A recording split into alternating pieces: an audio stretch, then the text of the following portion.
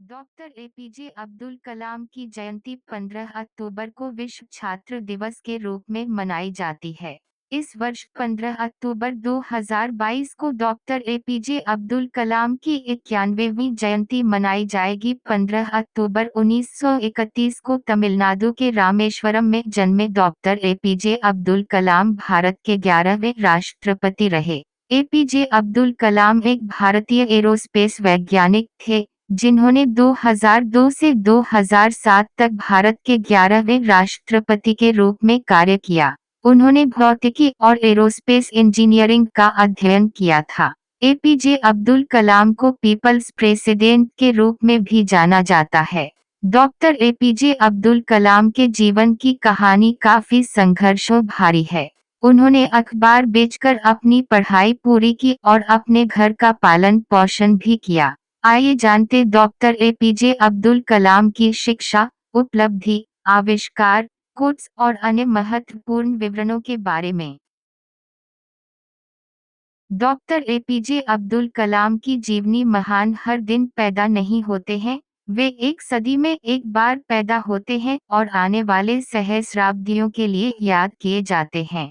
ऐसे ही एक महान डॉक्टर एपीजे अब्दुल कलाम का जन्म 15 अक्टूबर 1931 को मद्रास प्रेसिडेंसी के रामेश्वरम में एक गरीब तमिल मुस्लिम परिवार में हुआ था। वह अपने परिवार के साथ तमिलनाडु के मंदिर शहर रामेश्वरम में रहता था, जहां उसके पिता जैनुलाब्दीन के पास एक नाव थी और वे एक स्थानीय मस्जिद के इमाम थे। वहीं उनकी मां आशिमा एक गृहिणी थी।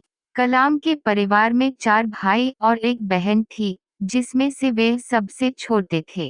कलाम के पूर्वज धनी व्यापारी और जमींदार थे और उनके पास विशाल भूमि और संपत्ति थी। लेकिन समय के साथ पंबन ब्रिज के खुलने से तीर्थयात्रियों को लाने और किराने का सामान बेचने के उनके व्यवसाय को भारी नुकसान हुआ। नतीजतन कलाम का परिवार अपर्याप्त हो गया था और जीवन यापन करने के लिए कड़ी मेहनत कर रहा था।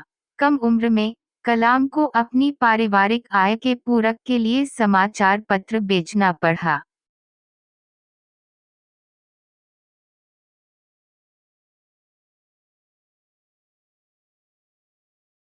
अब्दुल कलामी की शैक्षिक पृष्ठभूमि हालांकि कलाम के स्कूल में औसत ग्रेड थे, लेकिन वे बहुत मेहनती थे और उनमें सीखने की अत्यधिक इच्छा थी। उन्होंने अध्ययन में बहुत समय बिताया और गणित में विशेष रुचि विकसित की।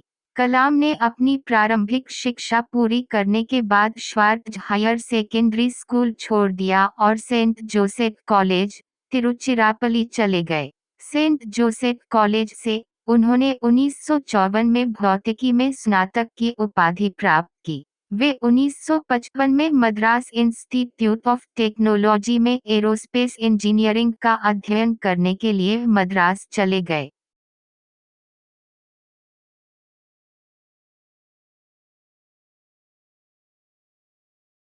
कलाम एक वैज्ञानिक के रूप में कलाम स्नातक होने के बाद 1960 में डीआरडीओ के वैमानिकी विकास प्रतिष्ठान में एक वैज्ञानिक के रूप में शामिल हुए। उनके करियर की शुरुआत उनके साथ एक छोटा होवरक्राफ्ट डिजाइन करने से हुई।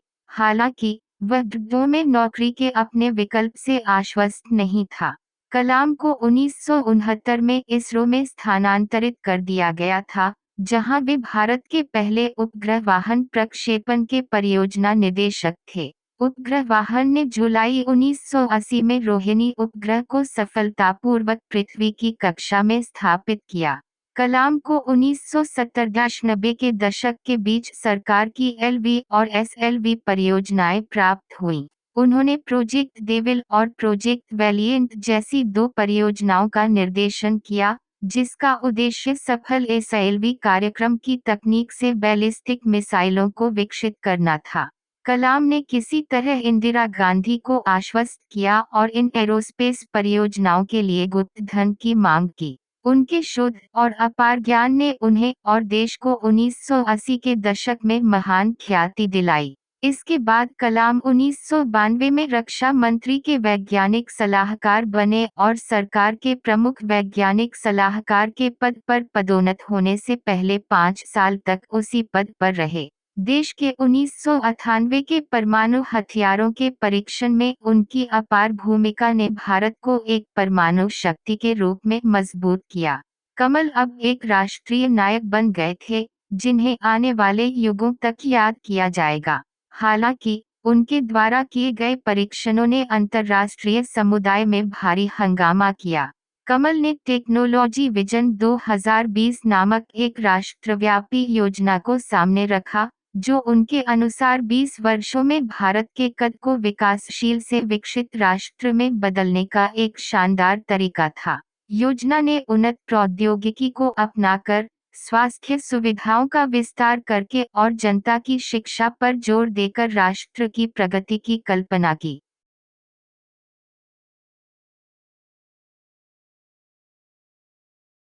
अब्दुल कलाम राष्ट्रपति के रूप में सर कलाम भारत के 11वें राष्ट्रपति बनने के हकदार थे। 25 जुलाई 2002 से 25 जुलाई 2007 की उनकी अवधि 2002 में राष्ट्रपति चुनाव जीतकर भारी मतों के अंतर से हासिल की गई थी। राष्ट्रीय जनतांत्रिक गठबंधनों ने उन्हें अध्यक्ष पद के लिए नामित किया और इसे समाजवादी पार्टी और राष्ट्रीय कांग्रेस पार्टी का समर्थन प्राप्त था। उन्हें प्यार से लोगों का राष्ट्रपति कहा जाता था क्योंकि उन्होंने लोगों के कल्याण के लिए और पूरे देश में अनगिनत काम किए थे।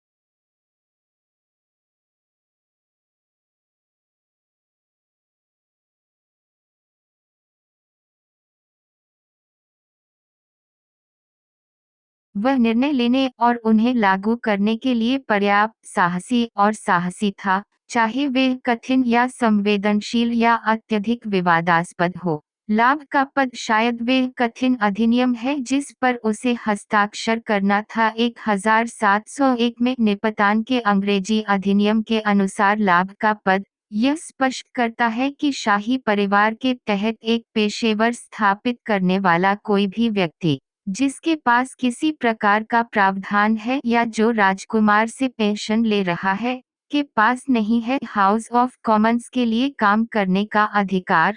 यह शाही परिवार को प्रशासनिक स्थितियों पर शून्य प्रभाव डालने की अनुमति देगा।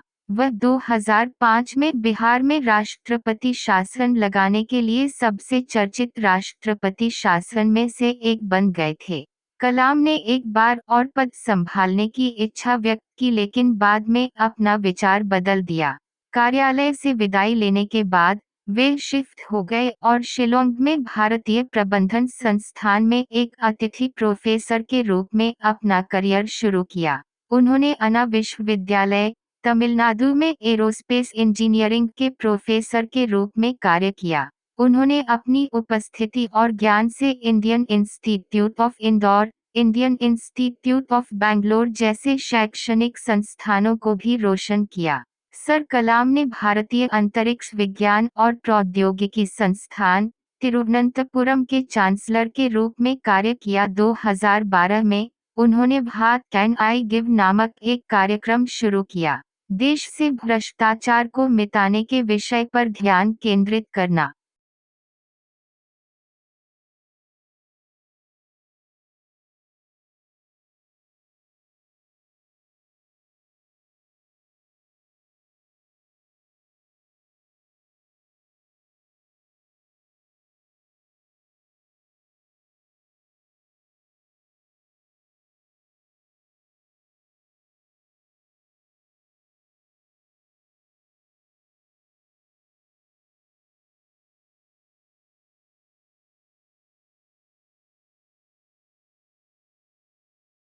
अब्दुल कलाम एक सुनहरे दिल के व्यक्ति थे जिन्होंने अपनी जीवन यात्रा के दौरान पर्याप्त पुरस्कार प्राप्त किए और कई चीजें हासिल की। 1981 में अब्दुल कलाम को प्रतिष्ठित पद्म भूषण पुरस्कार मिला। 1990 में उन्हें पद्म भूषण पुरस्कार मिला।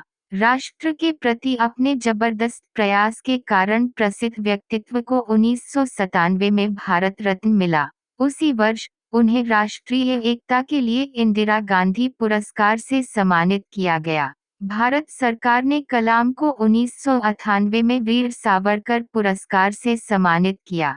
कला, विज्ञान और प्रौद्योगिकी में उनके योगदान के कारण उन्हें 2000 में शस्त्र रामानुजन पुरस्कार मिला। अंत में वर्ष 2013 में प्रतिष्ठित व्यक्तित्व को ब्रॉन्ज से सम्मानित किया गया। नेशनल स्पेस सोसाइटी द्वारा ब्रॉन्ज पुरस्कार भी मिला। हालांकि अब्दुल कलाम का जीवन संघर्षों और कठिनाइयों से भरा था, लेकिन वे विरोधियों से ऊपर उठकर आधुनिक भारत के महानतम वैज्ञानिकों में से एक बन गए। राष्ट्र निर्माण में उनकी भूमिका को आने वाली पीढ़ी तक याद रखा जाएगा। अब्दुल कलाम एक सुनहरे दिल के व्यक्ति थे जिन्होंने अपनी जीवन यात्रा के दौरान पर्याप्त पुरस्कार प्राप्त किए और कई चीजें हासिल की। 1981 में अब्दुल कलाम को प्रतिष्ठित पद्म भूषण पुरस्कार मिला। 1990 में उन्हें पद्म भूषण पुरस्कार मिला। राष्ट्र के प्रति अपने जबरदस्त प्रयास के कारण प्रसिद्ध व्यक्तित्व को 1997 में भारत रत्न मिला। उसी वर्ष उन्हें राष्ट्रीय एकता के लिए इंदिरा गांधी पुरस्कार से सम्मानित किया गया। भारत सरकार ने कलाम को 1998 में वीर सावरकर पुरस्कार से सम्मानित किया। कला, विज्ञान और प्रौद्योगिकी में उनके योगदान के कारण उन्हें 2000 में शस्त्र रामानुजन पुरस्कार मिला। अंत में वर्ष 2013 में प्रतिष्ठित व्यक्तित्व को ब्रॉन्ज से सम्मानित किया गया। नेशनल स्पेस सोसाइटी द्वारा ब्रॉन्ज पुरस्कार भी मिला। हालांकि अब्दुल कलाम का जीवन संघर्षों और कठिनाइयों से भरा था,